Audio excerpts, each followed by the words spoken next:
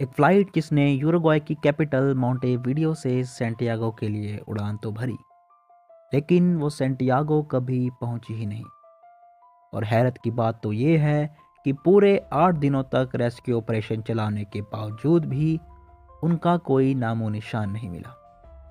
न जहाज का कोई मलबा मिला और ना ही डेड बॉडीज। तो अथॉरिटीज़ के सामने ये बात क्लियर हो गई कि फ़्लाइट में मौजूद सारे पैसेंजर्स मारे गए होंगे। उसके बाद सभी पैसेंजर्स को डेड डिक्लेयर कर दिया गया। न्यूज़ मीडिया में भी कुछ दिनों तक प्लेन क्रैश की बात चलती रही और उसके बाद सब कुछ आहिस्ता आहिस्ता नॉर्मल होने लगा। सब लोग इसे भूल ही चुके थे कि फिर पूरे 2.5 महीनों बाद यानी 72 डेज बाद कुछ ऐसा हुआ जिसने सबके होश उड़ा दिए।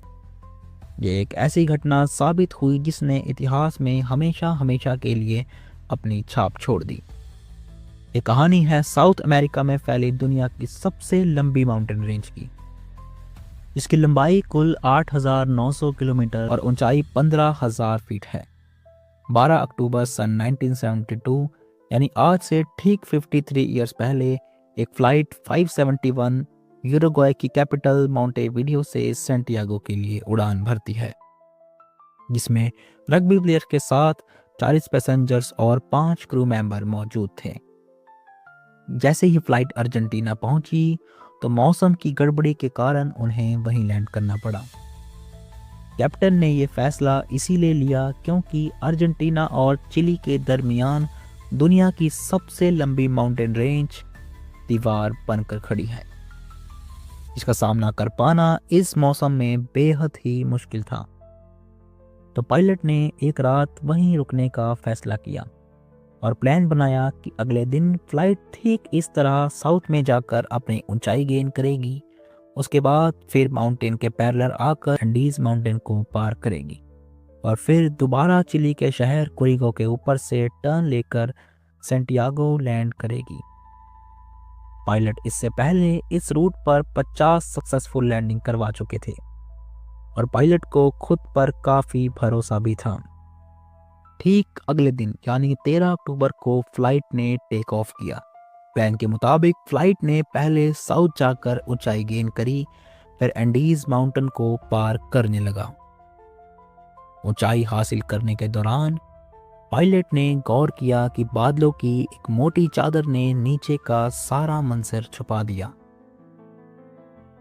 तभी पायलट ने कंट्रोल रूम से राब्ता जोड़ लिया। अब कंट्रोल रूम डिपार्टमेंट रेडार में देखकर उन्हें लोकेशन बताने लगे। लोकेशन पता करने का एक और तरीका भी था, जिसे एविएशन की भाषा में डेड रिकनिंग भी कहा जाता है, जिसमें प्लेन की लास्ट नोन लोकेशन के साथ प्लेन की स्पीड को कैलकुलेट कर विमान की करंट लोकेशन का पता लगाया जाता है। जैसे ही फ्लाइट प्लेनचोन पास के पैरेलल पहुंची, उन्होंने राइट टर्न ले लिया। ऊपर नीला आसमान और नीचे घने बादल। पायलट अब पूरी तरह कंट्रोल रूम टावर पर डिपेंडेंट थे। जैसे ही फ्लाइट प्लेनचोन पास पहुंची, फ्लाइट 571 कंट्रोल टावर रेडार से कहीं गायब हो गई। इस कंडीशन में प्लेन के को पायलट ने डेड रिकनिंग के जरिए प्लेन की लोकेशन पता करी और ठीक 3:21 पर कंट्रोल टावर रूम को रेडियो किया कि हम 1 मिनट बाद चिली के शहर कुरिगो के ऊपर पहुंच जाएंगे और उनसे प्लेन की ऊंचाई कम करने की परमिशन मांगी। लेकिन कंट्रोल रूम क्रू इस बात से हैरान हो गया कि जिस सफ़र को करने में 11 मिनट लगते हैं, उन्हें इन्होंने सिर्फ और सिर्फ 3 मिनट में कैसे पार कर लिया। लेकिन उनके पास फ्लाइट 571 रडार पर कहीं शो नहीं हो रही थी, तो उन्होंने उन्हें डिसेंड करने की परमिशन दे दी। परमिशन मिलते ही पायलट ने राइट टर्न किया और फिर फ्लाइट की ऊंचाई भी कम करने लगे। उन्हें इस बात का अंदाज़ा नहीं था कि मौत का मंजर उनका इंतज़ार कर रहा था। उन्होंने बादलों को जैसे ही क्रॉस किया तो देखते हैं कि आगे बहुत बड़ा पहाड़ खड़ा है। तब पायलट को अंदाज़ा हुआ कि जो लोकेशन उन्होंने कैलकुलेट करी थी वो गलत थी। और वो अभी भी एंडीज माउंटेन में ही मौजूद थे। फिर पायलट ने प्लेन का एल्टीट्यूड गेन करने के लिए जी जान लगा दी, परंतु अब बहुत देर हो चुकी थी। प्लेन की नोज आसमान की तरफ थी और प्लेन की टेल पहाड़ी से जा टकराई, और टकराने से प्लेन की टेल अलग हो गई और प्लेन का फ्यूजलाज बर्फ में फिसलता हुआ नीचे की तरफ आकर रुका। प्लेन में बैठे 33 पैसेंजर्स की जान तो बच गई, लेकिन वह गंभीर रूप से जख्मी हो गए। बाहर उतरकर उन्होंने क्या देखा कि जहां जहां तक उनकी नजर गई वहां वहां तक सिर्फ और सिर्फ बर्फ के पहाड़ हैं। ना जीने की कोई उम्मीद, ना खाने की कोई आसार। प्लेन हादसे में उनके 12 लोग जान से हाथ धो बैठे थे। बाकी पैसेंजर्स ने उन लोगों के लिए कब्र खोदकर उन्हें वहीं दफना दिया और फिर उसके बाद दोबारा प्लेन के फ्यूजलाज में आ गए। प्लेन के वापसी ना आने की खबर सुनकर अथॉरिटीज ने उन्हें ढूंढने के लिए एक रेस्क्यू ऑपरेशन चलाया, जिसमें 4 विमानों ने हिस्सा लिया। सुबह से शाम तक सस्पेक्टेड एरिया को सर्च करने के बाद ना ही उन्हें कोई प्लेन मिला और ना ही कोई मलबा। ये बहुत ही मुश्किल सर्च ऑपरेशन था, क्योंकि नीचे बर्फ के पहाड़ लाइट को रिफ्लेक्ट कर रहे थे, जिनसे उन्हें कुछ दिखाई नहीं दे रहा था। अब यूरुग्वे और अर्जेंटीना ने भी सर्च ऑपरेशन में हिस्सा लिया। टोटल 11 एयरक्राफ्ट उन लोगों को तलाश रहे थे। वहां क्रैश साइट पर पैसेंजर्स ने पूरे प्लेन में छानबीन शुरू कर दी। उन्हें पायलट के कॉकपिट में एक लिपस्टिक मिली, जिनसे उन्होंने फ्यूजलाज के ऊपर बड़ा बड़ा SOS का साइन बनाया। उनके ऊपर से कई बार रेस्क्यू विमान भी गुजरे, लेकिन उनके लाख कोशिश करने के बाद भी वह उन्हें ढूंढ ना सके। और टोटल 8 दिनों तक रेस्क्यू ऑपरेशन चलाने के बाद 21 अक्टूबर सन 1972 को तमाम पैसेंजर्स को डेड डिक्लेयर करके रेस्क्यू ऑपरेशन भी बंद कर दिया गया। क्रैश साइट में पैसेंजर्स को फ्लाइट 571 के कॉकपिट में रेडियो मिला, जिसे उन लोगों ने ट्यून कर कर खबर सुनी कि जो सर्च ऑपरेशन उनके लिए चलाया था वह भी अब बंद कर दिया गया है। यह खबर सुनकर उन्हें ऐसा लगा कि अब तो मौत पक्की है। क्रैश के पहले हफ्ते में ही जख्मों की वजह से 5 और लोग जान से हाथ धो बैठे। अब बचे हुए 28 लोगों ने प्लेन के मलबे से फ्यूजलाज को बंद कर दिया, जिससे कि ठंडी हवा उन तक ना पहुंच सके।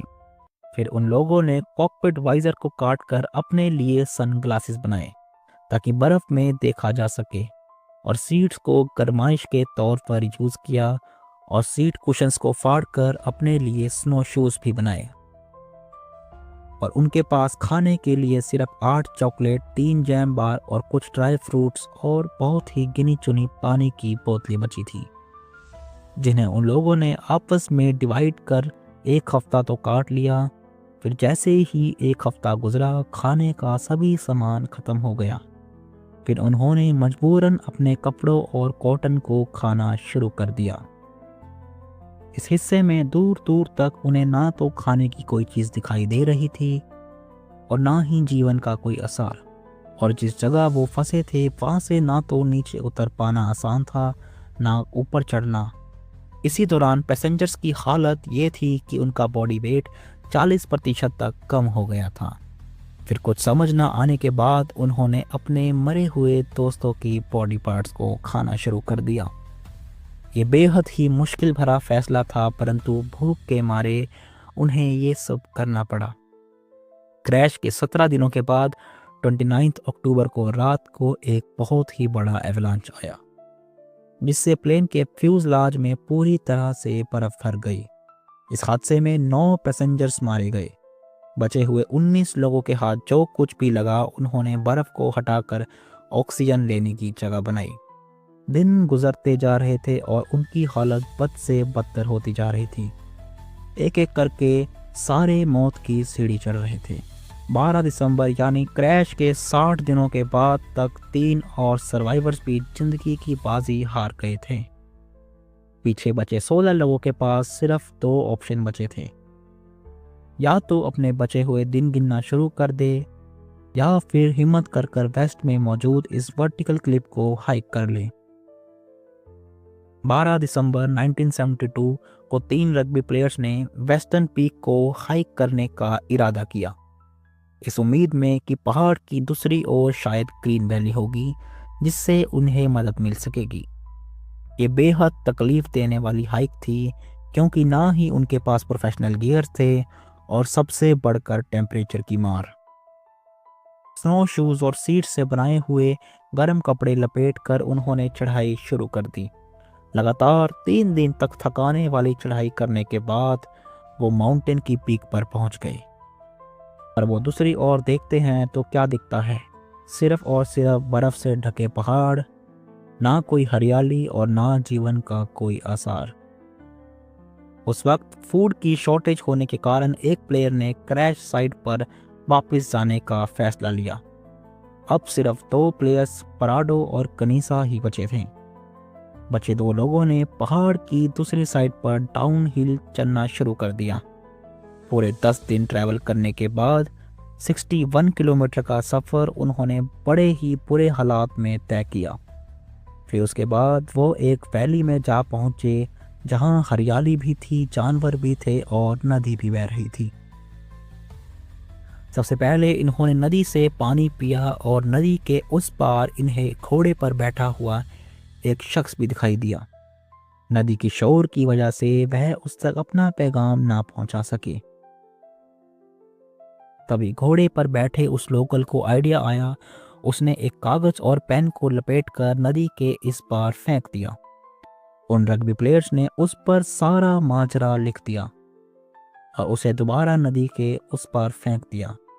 फिर वो शख्स घोड़ा भगाता हुआ चिलियन अथॉरिटीज तक लेकर गया।